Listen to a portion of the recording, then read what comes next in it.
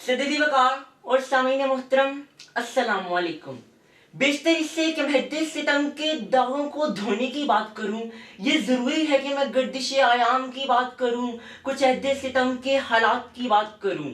जी हाँ सदीदी वकार, हालात का धारा इंसानी तारीख को यूं बदल डालता है कि रूह इंसानी जुल्मत की चादर ओढ़ लेती है।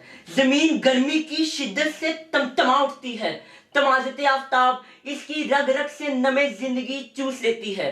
आसमान की शोला रेजियां सारी फजा को दहकता अंगारा बना देती हैं।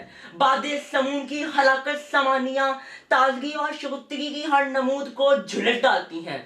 पत्तियां सूख जाती हैं, फूल मुरझा जाते हैं और लहलहाती खेतियां खुश्क हो जाती हैं। तपश से सीनाए कायनात में सांस रुकने लगती है। जंगल के जानवर आसमानी शोलों की लपेट से कहीं पनाह नहीं पाते। इंसान जिंदगी और इसकी लताफतों से मायूस हो जाता है। सोता बख्त किसान खेत के किनारे खड़ा अपनी ललचाई नजरों से आसमान की तरफ तकता है कि इसकी आंखों को ठंडक का सामान दिखाई दे, लेकिन इसकी खासिर नामुराद निगाहें हसरत बनकर इसके वीराना एक कल्ब में लौट आती हैं और दुनिया के किसी कोने में भी जिंदगी की कोई उम्मीद दिखाई नहीं देती। तो नाउमीदी के इस आलम में वो पुकार उठता है, ऐसी यादों में गिरे हैं जिनसे कुछ हासिल नहीं, ऐसी यादों में गिरे हैं जिनसे कुछ हासिल नहीं, और कितना वक्त इन यादों में खोना है अभी, जो हुआ होना ही था सो हो गया है दोस्तों, दाग इस अहदे सितम का दिल से धोना है अभी। सदीदी वकार फिर हालात करवट लेते हैं और अहदे सितम की भयानक तारीकियां फिर तवानी शहर का दरशंदा मंजर बनने लगती हैं। मुब्दाए फैज की करम गुस्तरी से सहाबे रहमत किसान की आंखों का नूर बनकर फजाए आसमानी पर छा जाता है और अपनी जवाहर पाशियों और गोहर रेजियों से दामने अर्ज़ को भर देता है।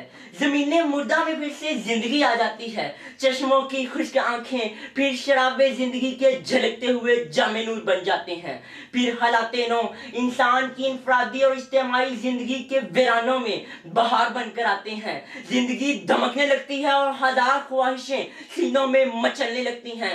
फरते जज्बात से मामूर दिल गुनगुनाने लगते हैं, आंखें चमकने लगती हैं और जज्बात मचलने लगते हैं। इंसान हवा के दोष पर तैरने लगता है। बहार आफरीन जिंदगी में कोसे कलां के रंग भरने लगती है। पहाड़ों से बर्फ पिघलती है और नदी नाले बहने लगते हैं।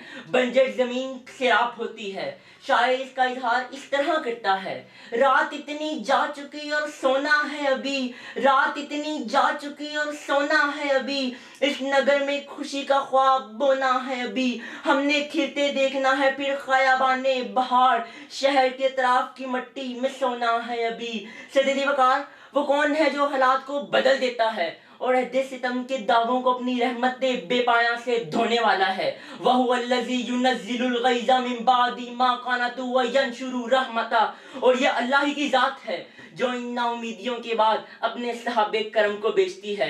वही कारसाज है और वहुवा अला कुल्ली शैइन कदीर है।